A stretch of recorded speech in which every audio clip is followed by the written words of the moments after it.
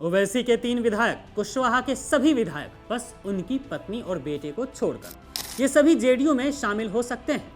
जी हाँ दोस्तों, ऐसी खबर है बिहार से, क्योंकि बिहार की राजनीति एक बार फिर अस्थिरता के कगार पर खड़ी है, जबकि अभी अभी ही चुनाव हुआ है और इस अस्थिरता का केंद्र कोई और नहीं बल्कि पलटू राम के नाम से मशहूर मुख्यमंत्री नीतीश कुमार ही हैं। हालिया घटनाक्रम तो इसी बात का सबूत दे रहा है। असदुद्दीन ओवैसी की पार्टी AIMIM के 5 में से 3 विधायकों ने पटना में नीतीश कुमार से मुलाकात की। मुलाकात के बाद AIMIM विधायक मोहम्मद मुर्शिद आलम ने जो कहा वह इस पूरे सियासी नाटक का क्लाइमैक्स साबित हो सकता है। उन्होंने कहा कि नीतीश कुमार उनके राजनीतिक गुरु हैं। यह बयान महज एक शिष्टाचार भेंट नहीं है, यह उस बड़े सियासी उलटफेर का संकेत है जिसकी पटकथा पटना में लिखी जा रही है। सवाल यह है कि ओवैसी के विधायक अपनी पार्टी क्यों छोड़ेंगे? जवाब साफ है, जनता दल यानी कि जेडीयू बिहार में नंबर 1 पार्टी बनना चाहती है। सूत्रों की माने तो नीतीश कुमार की पार्टी जेडीयू एक बड़े ऑपरेशन पर काम कर रही है। उनका सीधा निशाना 3 अलग अलग दलों के 8 विधायक हैं।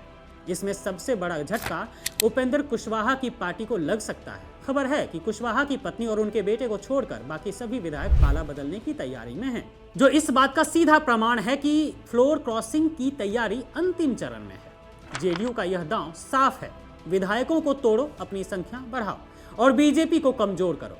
वर्तमान में बिहार विधानसभा में समीकरण देखिए, नीतीश कुमार यानी कि जेडीयू के पास लगभग 85 विधायक हैं, भारतीय जनता पार्टी यानी कि बीजेपी के पास 89 विधायक हैं। बीजेपी की संख्या जेडीयू से ज्यादा है और यहीं से नीतीश कुमार के डर की शुरुआत होती है। पूरे देश में ऑपरेशन लोटस चलाकर विपक्षी सरकारों को गिराने के लिए बदनाम मोदी सरकार और बीजेपी बिहार में भी ऐसा ही कुछ कर सकती है। नीतीश कुमार को डर है कि बीजेपी कब उनके विधायकों को तोड़कर उन्हें सत्ता से बाहर कर दे, और इसी डर ने नीतीश को मजबूर कर दिया है कि वह बीजेपी के वार से पहले खुद ही वार कर दें।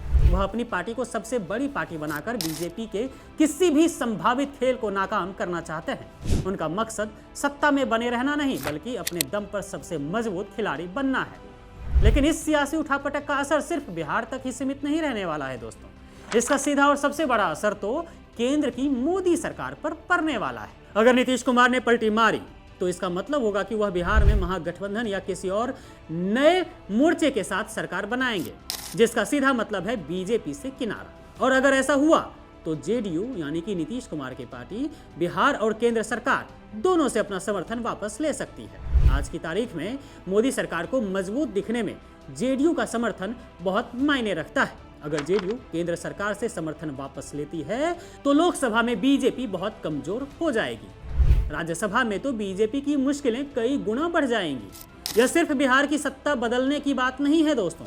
अगर नीतीश कुमार ने पाला बदला तो मोदी सरकार को अपना बोर या बिस्तर केंद्र से भी बांधना पड़ सकता है। मोदी सरकार का सारा ध्यान सिर्फ बिहार की सत्ता बचाने में लग जाएगा, और अगर वह भी हाथ से निकल गई तो इसका सीधा असर उनकी राष्ट्रीय छवि और केंद्र की स्थिरता पर पड़ेगा। यह एक ऐसा निर्णायक मोड़ है जहां नीतीश कुमार अपने राजनीतिक गुरु होने का दम दिखा रहे हैं, लेकिन दांव पर सिर्फ उनकी सत्ता नहीं है बल्कि देश की राजनीति का समीकरण लगा हुआ है।